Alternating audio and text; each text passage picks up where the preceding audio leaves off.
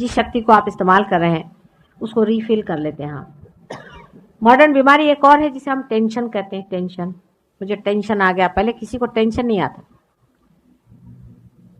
सबको टेंशन आना ही हुआ कि आप निकले पुरानी दिल्ली से माता जी के प्रोग्राम में जाने का, आप 6:30 पहुंचना ही चाहिए, पहले सीट पे बैठना ही चाहिए। देर से जाएंगे कोई हर्ज नहीं, देर से भी आए तो वो समय आपका आने का था, आ गए, कोई बात। ऐसी कौन सी आफत मची हुई भाई, मुझे कहाँ जाने का और आपको कहाँ जाने का। आराम से बैठेंगे, 2-4 बातें करेंगे, चलो हो गया सहयोग पूरा। कौन सी आफत मचाने की चीज है कोई। इतने सरल सहज आराम से बैठिए, वैसे ही आपको सहयोग प्राप्त होगा। मैं देखती हूँ कि सहयोग में भी लोग इसका प्लानिंग करते हैं। मुझे आती बड़ी हंसी कि अगर आप ये कहें कि 2 दिन बाद यहाँ पर फल लगेगा तो मैं मान जाऊं। 2 दिन बाद 5:06 पे यहाँ पे फल लगेगा इस फूल में, ये अगर आप कह दें और करके दिखा दें तो मैं आपकी बात मान जाऊं। और जो लोग जितना प्लानिंग करके यहाँ पर आते हैं उतने उनकी कुंडलिनी नहीं जागृत होती। सहज समाधि लागू, सहज लगती है। सहज माने बिल्कुल साधारण तरीके, ऐसे ही जो लोग होते हैं उनको मिलती। अभी काहे मारो धाड़ किए हो भाई, ऐसी कौन सी आफत आ गई। अभी बम्बई में एक प्रोग्राम हो रहा था, तो एक साहब ने कहा कि चलो भाई म्यूजिक चल रहा है, माता जी थोड़ा म्यूजिक करने। हमने कहा कर दो भाई म्यूजिक पर, हम बैठेंगे आराम से, हमारे तो वाइब्रेशन चलते ही रहते हैं, आप रिसीव करते रहिए। तो उन्होंने जरा सा लंबा चौड़ा कर दिया जरा म्यूजिक, तो लोग जरा कहने लगे आप जल्दी खत्म करो, जल्दी खत्म करो। तो मैंने कहा भाई क्या आपको मेरा लेक्चर सुनने का है। कहा मेरी तो आज तबीयत नहीं लेक्चर देने की, अपन तो तबीयत से चलते टेम्परामेंटल आदमी। तो भाई आज तो कोई तबीयत हो नहीं रही, जरा म्यूजिक ही सुनने दो और तुम भी सुनो मेरे साथ। आराम से क्यों नहीं सुनते, थोड़ी देर अच्छा म्यूजिक हो रहा, क्यों नहीं सुन रहे भाई, सुनो। ऐसी कौन सी आफत आई, मेरे तो चल ही रहे वाइब्रेशन। मैं चाहे भाषण दूं चाहे नहीं दूं, वो तो चल ही रहे, हर समय कार्यान्वित है, एक क्षण भी नहीं रुकता। अभी लेक्चर में क्या रखा हुआ मेरी समझ नहीं आता। तब शांति से बैठे, मैंने कहा अच्छा वाला म्यूजिक चल रहा है, बीच में आप क्यों चिल्ला रहे। हम लोगों को आदतें पड़ गई हैं, ये आदतें छूटती नहीं। आराम से 5 मिनट बैठ करके हम लोग किसी से कभी बात नहीं करते। कोई अगर अपने यहाँ दोस्त आया तो कहेंगे चल भाई तेरे को खाना खिलाओ, बीवी घर के अंदर खाना बनाएगी, आप बैठे हो वहां पे पॉलिटिक्स झाड़ेंगे, कुछ होगा जो भी हो, नहीं तो टीवी लगा लेंगे, सब लोग टीवी देख रहे हैं। अरे भाई आपस में कुछ आदान प्रदान करो, कुछ बातचीत करो। आपने बुलाया है दोस्त को, आप टीवी लगा के बैठे, आपस में अनजाने ही आप चले जाते। ये फिर दोस्ती नहीं होती।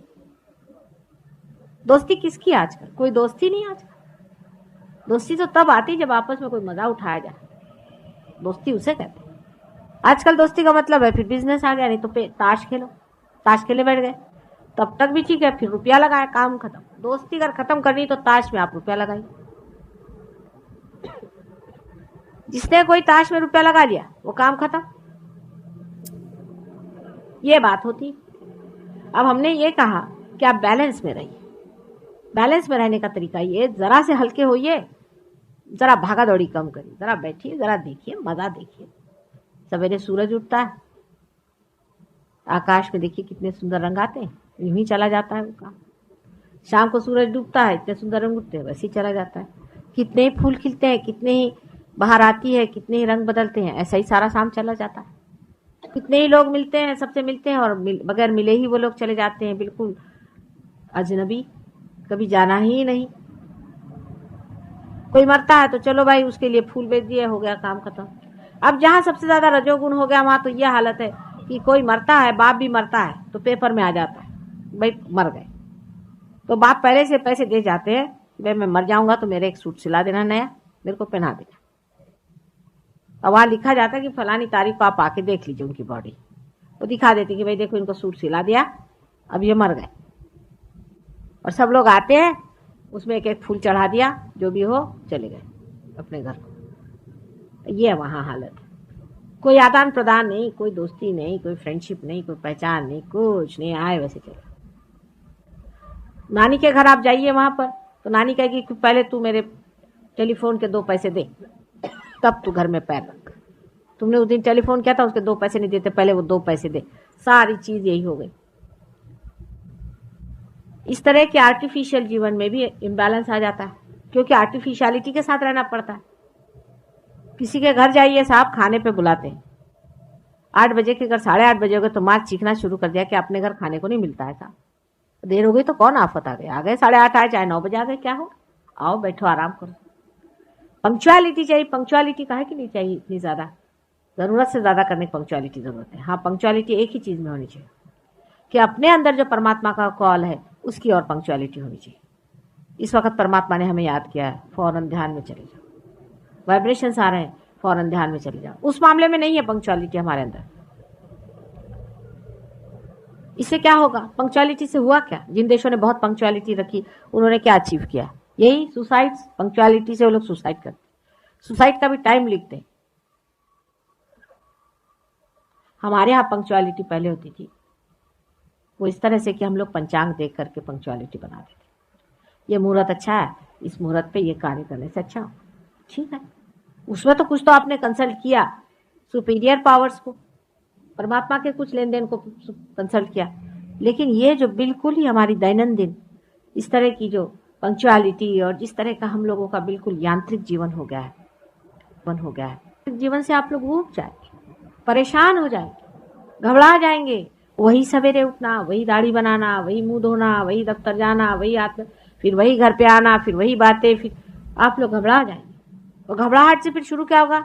वही चीज जो वहां हो रही है, गांजा और क्या LSD, और उससे भी नहीं तो हमेशा बेहोश रहना, मतलब पलायनवाद। भागो, इस दुनिया में जीने की क्या जरूरत है? जब मनुष्य जीवन में बोर हो जाता है तभी वो इन पलायनवादी जीवन को खोजता है। मनुष्य बोर इसलिए होता है क्योंकि वो अपने को जानता नहीं। जब अपने को जानता है तो मस्ती चढ़ती उसको, क्योंकि आप अपने अंदर इस कदर सुंदर, इतने व्यवस्थित, इतने मधुर हैं कि आपको फिर कोई जरूरत नहीं किसी की। आप अपने साथ बैठे रहते हैं, बड़ा मजा आता है। जब आप अकेले होते हैं तब सबसे अच्छे रहते हैं आप, बड़ा मजा आता है। अपने ही जीवन को देखते रहते हैं, अपने ही अंदर, अपने ही स्वर्ग को देखते रहते हैं। हाँ, जब दूसरों से मिलते हैं तब ये लगता है कि इनमें भी ये स्वर्ग जागे, ये भी हमारे साथ इस स्वर्ग में हमारे साथी हो। जैसे 2 शराबी बैठ जाते हैं तब उन्हें मजा आता है, अकेला कोई पीता नहीं। इस तरह का एक खुमार जिंदगी भर चढ़ा रहता है। ऐसी बादशाहत जब पानी हो तो पहले कुछ बादशाहत अंदर भी आनी पड़ती है। सबसे पहले अपने अंदर बैलेंस लाना पड़ता है, और ये धर्म से होता है। धर्म का मतलब कभी भी हिंदू मुसलमान से मेरा नहीं होना है, आप समझ सकते हैं इस चीज को। कभी भी मैं इस तरह के बाह्य छोटे छोटे घरौंदों में विश्वास नहीं करती, न ही मैं वो घिरावों को विश्वास करती हूँ जो बिल्कुल ही मनुष्य के बनाए हुए, बिल्कुल ही बेकार के होते। इन सब चीजों को तोड़ फोड़ करके ही सहयोग पनपा है। लेकिन धर्म का मतलब यह है कि हमारे अंदर जो सस्टेनेंस पावर है, हमारे जो अंदर जो बसी हुई इनेक धर्म है, हमारे एक एक अंग प्रत्यंग में जो बनाया गया है, उसको जागरूक रखना चाहिए।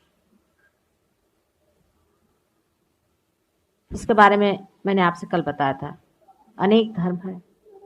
उसमें से एक आपको आश्चर्य होगा कि सबसे बड़ा धर्म यह है कि सर्वधर्म समानत्व। गांधी जी ने कहा था सर्वधर्म समानत्व, नत्व मीन्स उसका तत्व एक है, समझ लेना चाहिए। पेड़ के अंदर बहने वाली शक्ति हर जगह जाती है, मूल में जाती है, उसके बार्क में जाती है, उसके पत्तों में जाती है, उसके फूलों में जाती है, और फिर वो लौट करके वापस चली आती है, वो कहीं भी लिपटती नहीं। इसी तरह का निर्वाज, इसी तरह से अलग रहने वाला जो प्रेम है और जो शक्ति है, उस शक्ति में जो एक तत्व चारों तरफ घूम रहा है, उसी प्रकार सारे ही धर्मों में एक ही तत्व घूम रहा है।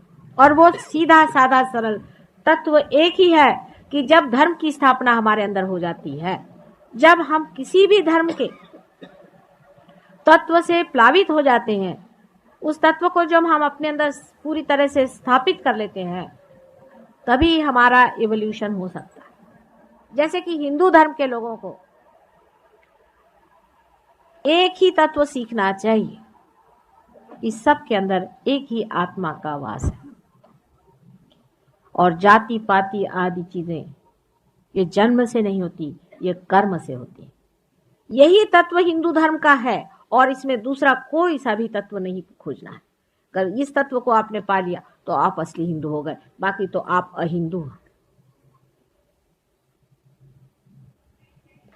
चाहे वो अपने को मुसलमान कहलाए, चाहे वो अपने को ईसाई कहलाए, एक ही शक्ति, हम लोग तो शक्ति के पुजारी हैं ना हिंदू, एक ही शक्ति सबके अंदर बसती है और जिस कर्म में मनुष्य लीन होता है उसी कर्म से वो जाना जाए।